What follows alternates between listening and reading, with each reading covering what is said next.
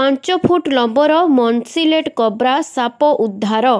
5 foot lumbar मन्सिलेट कब्रा shop को उद्धार कला वन विभाग।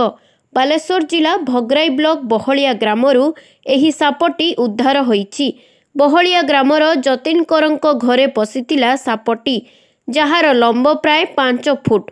परिवार लोक सापटीर गर्जन शुणी भयभीत हो जाइतिबा बेले संगे संगे उदयपुर वन विभाग को खबर देइथिले।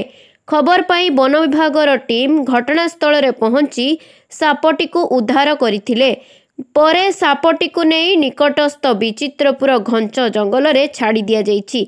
तेबे सापटीर लंब प्राय 5 फुट रु अधिक हेबो बोली कहिचंती वनपाल।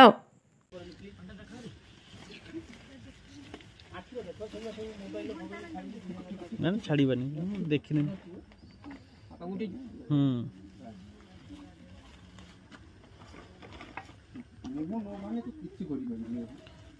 हाँ ये गोटे पोजिशन धरले भल।